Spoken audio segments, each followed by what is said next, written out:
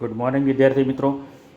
कक्षा 10 में विज्ञान में आज हम लोग विज्ञान में आज हम लोग 11वां पाठ शुरू करने जा रहे हैं, मानव नेत्र तथा रंग बिरंगा संसार। तो मानव नेत्र की सबसे पहले बात करेंगे हम लोग। मानव नेत्र,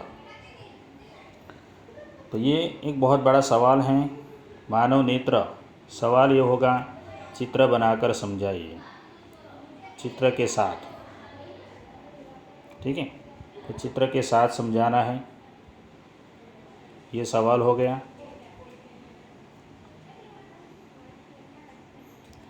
समझाइए।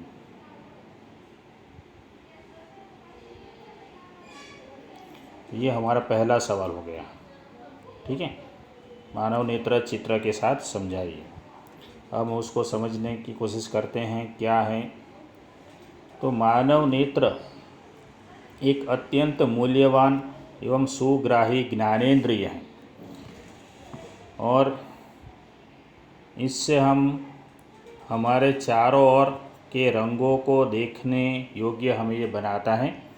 आंखें बंद करके हम वस्तुओं को उनकी गंध, स्वाद, उनके द्वारा उत्पन्न ध्वनि या उनको स्पर्श करके कुछ सीमा तक पहचान सकते हैं, और आँखों को बंद करके रंगों को पहचान पाना असंभव है। इस प्रकार समस्त ज्ञानेंद्रियों में मानव नेत्र सबसे अधिक महत्वपूर्ण है, क्योंकि यह हमें हमारे चारों ओर के रंग बिरंगे संसार को देखने योग्य बनाता है। मानव नेत्र एक कैमरे की भांति है। इसका लेंस निकाय एक प्रकाश सुग्राही पर्दे, जिसे रेटिना या दृष्टि पटल कहते हैं, उस पर प्रतिबिंब बनाता है। मानव नेत्र जो है, यहाँ पर दृष्टि पटल आप लोग देख सकते हैं। ये दृष्टि पटल जो है यहाँ पर प्रतिबिंब बनाता है। प्रकाश एक पतली झिल्ली से होकर नेत्र में प्रवेश करता है। यहाँ पर एकदम पतली सी एक झिल्ली है, वहाँ से प्रकाश यहाँ से हमारे नेत्रों में प्रवेश करेगा। इस झिल्ली को कॉर्निया कहते हैं। आप लोग देख सकते हैं यहाँ पर ये जो पतली झिल्ली है उसे हम कहेंगे कॉर्निया। उसके बाद यह झिल्ली नेत्र गोलक के अग्र पृष्ठ पर एक पारदर्शी उभार बनाती है। नेत्र गोलक की आकृति लगभग गोलाकार होती है। यहाँ पर आप लोग देख सकते हैं नेत्र गोलक, ये जो है पूरा गोलाकार आकृति है, ये नेत्र गोलक। इसका व्यास लगभग कितना होता है, 2.3 सेंटीमीटर। नेत्र में प्रवेश करने वाली प्रकाश किरणों का अधिकांश अपवर्तन कॉर्निया के बाहरी पृष्ठ पर होता है।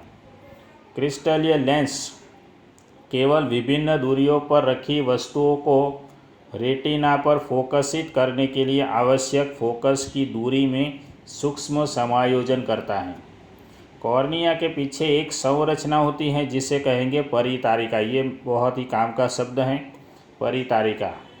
परितारिका गहरा पेशीय डायाफ्राम होता है जो पुतली के साइज को नियंत्रित करता है। पुतली नेत्र में प्रवेश करने वाले प्रकाश की मात्रा को नियंत्रित करती हैं। पुतली, यहाँ पर आप लोग चित्र में देख सकते हैं, आप लोगों को यहाँ पर पुतली दिखाई देगी, वह प्रकाश की मात्रा को नियंत्रित करती हैं। उसके बाद अभिनेत्र लेंस रेटिना पर किसी वस्तु का उल्टा तथा वास्तविक प्रतिबिंब बनाता है। रेटिना एक कोमल सूक्ष्म झिल्ली होती हैं जिसमें बहुत सारी संख्या में प्रकाश सुग्राही कोशिकाएं होती हैं। प्रदीप्ति होने पर प्रकाश सुग्राही कोशिकाएं सक्रिय हो जाती हैं।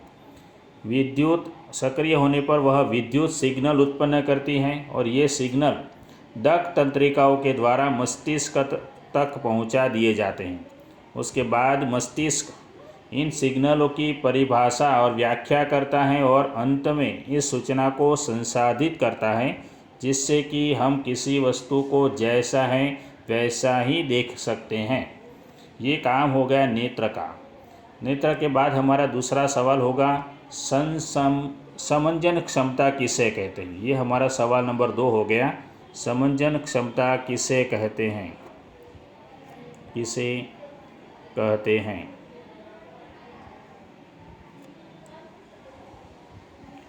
और उसे समझाइए, विस्तार से समझाइए। ये सवाल हो गए। तो देखते हैं समंजन क्षमता। अभिनेत्र लेंस रेशेदार जेलीवत पदार्थ का बना होता है। अभिनेत्र लेंस, इसकी वक्रता में कुछ सीमाओं तक पक्षाभि पेशियों द्वारा रूपांतरण किया जा सकता है।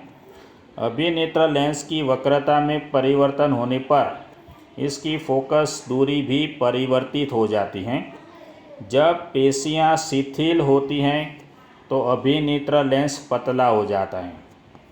इस प्रकार इसकी फोकस दूरी बढ़ जाती है। इस स्थिति में हम दूर रखी वस्तुओं को स्पष्ट देख पाने में असमर्थ होते हैं। जब आप आँख के निकट की वस्तुओं को देखते हैं तब पक्षाभि पेशियां सिकुड़ जाती हैं।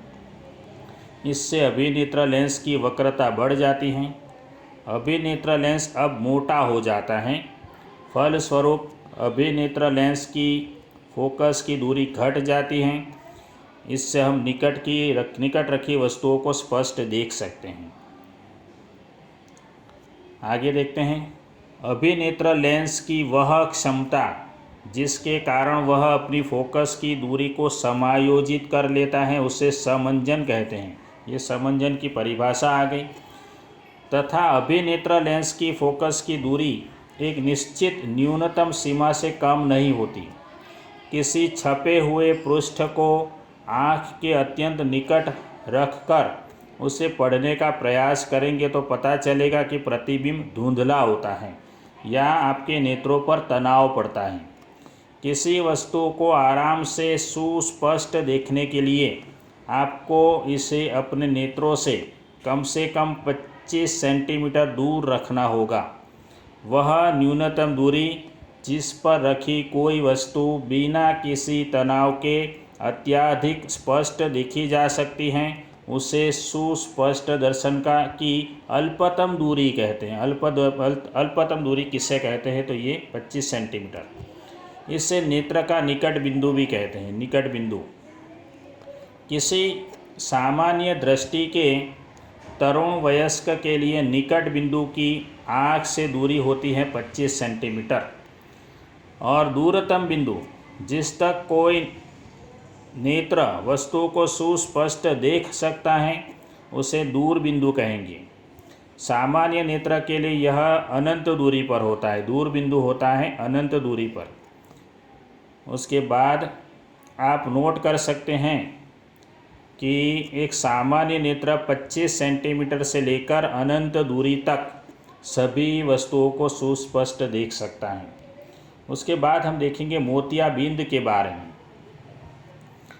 तो कभी कभी अधिक आयु के कुछ व्यक्तियों के नेत्र का अधिक आयु यानी खास करके 60 साल से जो ऊपर होते हैं उसकी बात, तो उन लोगों के नेत्र का क्रिस्टलीय लेंस दूधिया तथा धुंधला हो जाता है।